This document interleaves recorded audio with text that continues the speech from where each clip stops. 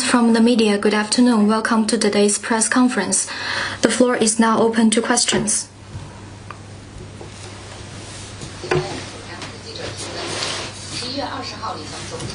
CCTV yesterday, Premier Li Qiang, during his visit to Zambia, attended the groundbreaking ceremony of the Tazara Railway Revitalization Project. Following the event, the three sides released a joint statement on building the Tazara Railway Prosperity Belt. Can you share more details on that? Yesterday, Premier Li Qiang, Zambian President Hichilema and Tanzanian Vice President Nchimbi attended the groundbreaking ceremony of Tazara Revitalization Project. Under the personal guidance and effort of heads of state of the three countries, the Tazara Railway, a milestone project of China-Africa friendship, will gain new vitality and dynamism in the new era. To catalyze sustainable development of the project after its revitalization, the governments of the three countries agreed to jointly build the Tazara Railway Prosperity Belt, advance the comprehensive development of regions along the railway in a systematic manner, and unleash the potential of regional development in Tanzania and Zambia. Under the vision of China and Africa jointly advancing modernization, the three countries agreed to forge the railway into a path to freedom, development, friendship, happiness, green development, and harmony. The three sides will stay committed to the principles of mutual respect, equal-footed consultation, and joint contribution for shared benefit, advance the building of the Tazara Railway Prosperity Belt, inject new impetus to social-economic development of the two countries and surrounding countries, and deliver more benefits to the two peoples. Good afternoon. Question from AFP.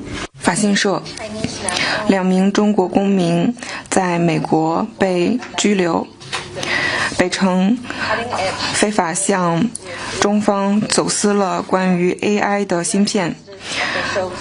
美国司法部的官员称，这些人涉及通过马来西亚和泰国向中国走私了 AI 芯片。中方 I'm not aware of what you mentioned. Next one, please.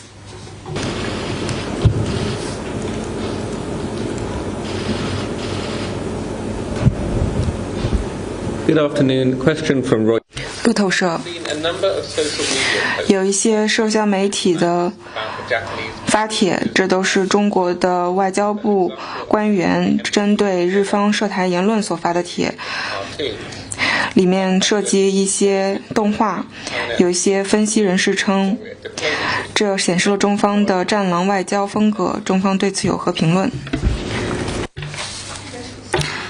The wrongful remarks made by the Japanese PM implied the possibility of intervening in the Taiwan question by force, which triggered the outrage and condemnation of the Chinese people.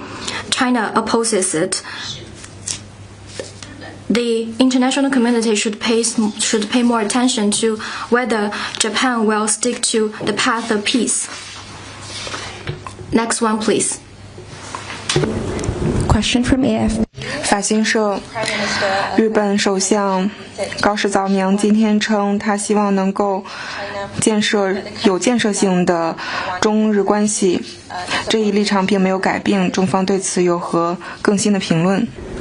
正如我刚 As I just mentioned, the wrongful remarks made by Japanese PM implied the possibility of intervening in Taiwan question by force, triggered the outrage of Chinese people.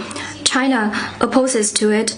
If Japan truly wants to develop the China-Japan strategic relationship of mutual benefit and build a constructive and stable relationship, it needs to uphold the spirit of the four political documents between China and Japan and its political commitments, correct the wrongful remarks and wrongdoings at once, and take practical steps to honor its commitments to China.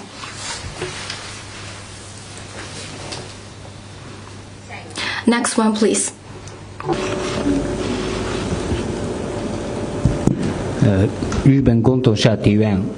Kyoto News. Japanese Prime Minister Takaichi said today that Xi and President Xi in their meeting affirmed the idea of comprehensively advancing the strategic relations between China and Japan of mutual benefit, and this idea has not changed. What's your comment on that? I've already answered this question. If Japan truly wants to develop the China-Japan strategic relationship of mutual benefit, it needs to first uphold the spirit of the four political documents between China and Japan and its political commitments, correct the wrongful remarks and wrongdoings at once, and take practical steps to honor its commitments to China.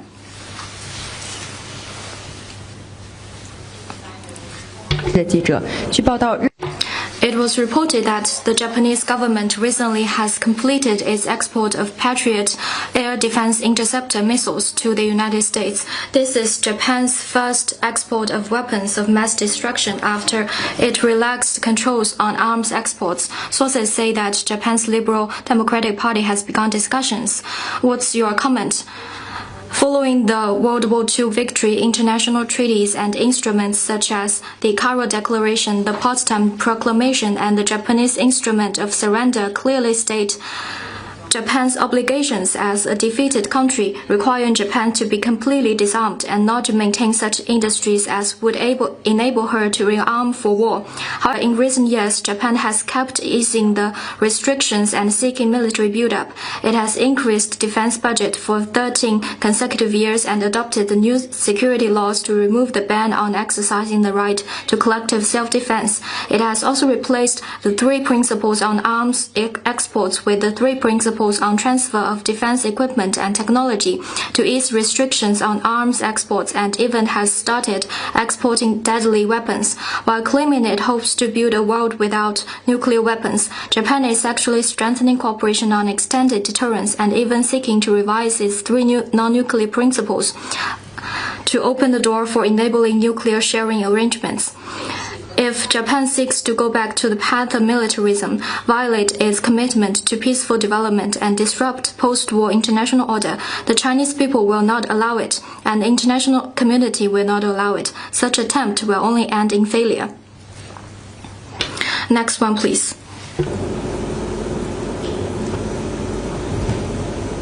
Thank you, spokesperson. Ukraine Foreign News Agency. 吴通社 Russian-Ukrainian war issue. 关于俄乌冲突，乌克兰的国防军说，在顿涅斯克的战场上，乌方摧毁了俄罗斯使用的中方制造的火箭发射系统。同时，大家都知道，中方不向俄罗斯提供军事支持。中方对于俄乌冲突中存在中国制造的武器有什么评论？是否会对此进行调查？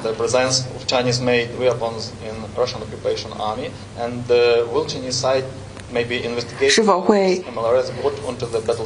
调查为什么中方的武器将会进入俄乌战场？ I'm not aware of what you mentioned. Let me stress that China never provides lethal weapons to any party to the conflict and strictly controls dual-use articles.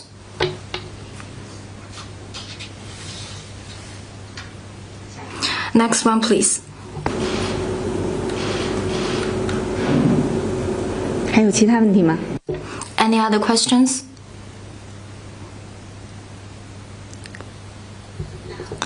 This is the end of today's press conference. Thank you all for coming. Have a good weekend.